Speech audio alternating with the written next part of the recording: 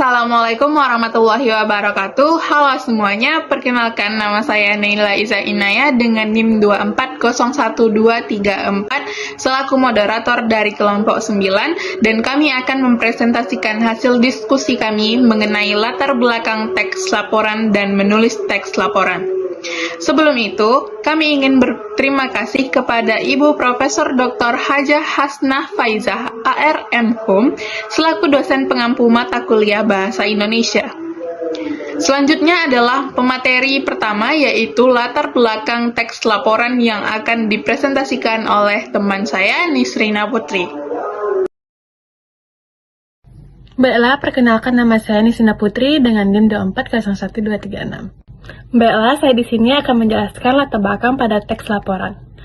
Latar belakang pada teks laporan ini menjelaskan konteks atau alasan di balik penyusunan laporan tersebut. Ini mencakup informasi mengenai permasalahan yang dihadapi. Nah, sebelum itu kita harus tahu apa itu latar belakang dan teks laporan. Latar belakang adalah bagian dari karya tulis yang berisi informasi awal dari seluruh kegiatan penelitian untuk memberi pemahaman kepada pembaca atau pendengar tentang tujuan dan keinginan penulis. Baiklah, untuk pengertian teks laporan adalah bentuk tulisan yang bertujuan untuk menyampaikan informasi atau hasil dari suatu kegiatan, penelitian, observasi, atau pengamatan secara objektif dan sistematis. Laporan biasanya disusun berdasarkan data yang telah dikumpulkan dan diolah dengan tujuan memberikan gambaran mengenai suatu kejadian atau peristiwa. Dengan latar belakang yang jelas, teks laporan menjadi lebih informatif dan memberi panduan bagi pembaca untuk memahami isi dan konteks laporan.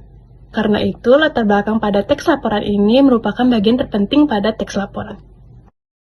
Perkenalkan, nama saya Nazwa Nur, saya dari NIM 2401233 dari kelas E. Baiklah teman-teman, di sini saya akan menjelaskan sedikit materi pembahasan tentang teks laporan. Teks laporan memiliki struktur, yang pertama itu ada judul. Judul adalah nama yang dipakai di buku dan sering juga disebut dengan kepala buku. Yang kedua ada pendahuluan, bagian awal dari sebuah karya tulis yang berisi latar belakang, tujuan, dan rumusan masalah. Pendahuluan merupakan langkah awal dalam melakukan penelitian. Ketiga itu ada isi, pembahasan berisi uraian pokok dari permasalahan yang dibahas. Hasil penelitian, hasil pengujian hipotesis, pemaknaan hasil penelitian, dan makna analisis data. Yang keempat ada kesimpulan, pernyataan ringkasan dari hasil analisis, pembahasan ataupun pembicaraan. Yang kelima itu ada lampiran, opsional. Tujuan adanya latar belakang pada teks laporan itu sendiri, yang pertama memberikan gambaran, yang kedua menjelaskan alasan penulis, yang ketiga membangun kerangka pemikiran, dan yang keempat menarik minat pembaca. Baik teman-teman, perkenalkan nama saya Naswa Salsabila dengan NIM 2401235. Di sini saya akan menjelaskan tentang ciri-ciri teks laporan. Teks laporan terdiri dari 5, yaitu objektif. Yang pertama bersifat fakta dengan hasil pengamatan atau penelitian, tanpa tambahan opini pribadi.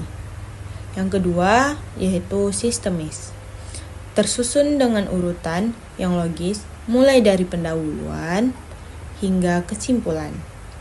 Yang ketiga yaitu lengkap, membuat informasi yang menyeluruh tentang subjek yang dilaporkan, termasuk latar belakang, hasil, dan kesimpulan. Yang keempat yaitu formal. Formal merupakan menggunakan bahasa yang baku dan sesuai dengan kaidah kebahasaan yang formal. Kemudian yang kelima yaitu faktual.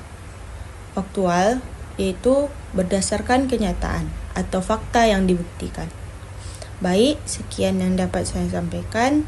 Akan dilanjutkan oleh teman saya selanjutnya. Selanjutnya adalah langkah-langkah menulis teks laporan. 1.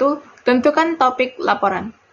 Pilih topik atau kegiatan yang akan dilaporkan, misalnya hasil pengamatan, kegiatan, atau penelitian. Yang kedua, kumpulkan data. Pastikan data atau informasi yang dikumpulkan lengkap dan valid, baik melalui pengamatan ataupun dengan wawancara. Yang ketiga, buat kerangka laporan. Susun kerangka laporan dengan bagian-bagian penting seperti pendahuluan, isi, dan kesimpulan. Yang keempat, tulis bagian pendahuluan. Jelaskan latar belakang, tujuan laporan, dan ruang lingkup laporan. Yang kelima, tulis bagian isi.